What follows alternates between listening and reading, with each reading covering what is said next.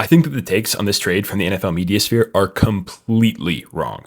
While I do see some people framing this as a win for both teams, the consensus here seems to be Dexter Lawrence is a great player, but probably past his prime. His timeline didn't fit with the Giants due to his age, and the Bengals overpaid by giving up the 10th pick.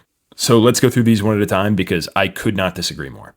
Dexter Lawrence is not a great player. He is a generational player. We have legitimately never seen a nose tackle like him before. If you look at the number of pressures from the nose tackle position since 2022, Dexter Lawrence is first with 108. In second place, it's Vita Vea with just 32. Obviously, playing nose tackle isn't about just rushing the passer, but he is a phenomenal run defender as well. Now, he is 28 and coming off a down season with his counting stats taking a bit of a dip last year. But he was playing through an elbow injury, and look at his on-off splits. The Giants defense was really good with him on the field and awful without him.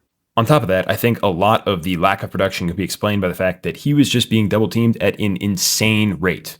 This also probably contributes to why Brian Burns had a career year and Abdul Carter had such a phenomenal rookie season. I also don't think that we should be scared of an interior defensive lineman being 28 years old. The greats seem to be great well into their early 30s. For example, Cam Hayward had the best season of his career at 36. Calais Campbell is still an impact player at 39, and Chris Jones is still killing it at 31. Which leads me into my next point. I think that Dexter Lawrence still could have fit into the timeline of this Giants team. They're sneakily very talented and were just ravaged by injuries last year and had a rookie QB. There's a lot of promise at the skill positions, and the defensive line should still be really good even without Lawrence. And in the past couple seasons, we've seen year two quarterbacks take their teams to the Super Bowl from out of nowhere.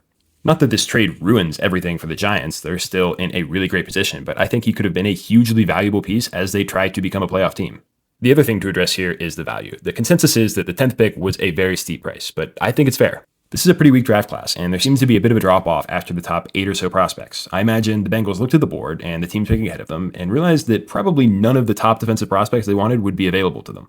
On top of that, even after extending Dexter Lawrence, the Giants are still on the hook for part of the contract, meaning that he is only going to be the 9th highest paid defensive tackle in the league, which in my mind is a bargain. So when you look at the opportunity cost, the Bengals were essentially choosing between Dexter Lawrence, a generational nose tackle for $23 million per year, or the 10th pick, who would most likely be a second-tier prospect and may or may not be good, for about $7.5 million per year, leaving them with essentially $15.5 million per year to spend on an external free agent. To give you an idea of what that gets on the defensive line, the Raiders just signed Kwity Paye to a $16 million per year contract. So basically you get a edge to solid starter.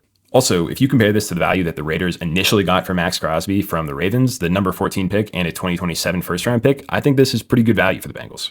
Don't get me wrong, I don't think this is an awful move for the Giants or anything. They get younger and they get a better return than most people expected.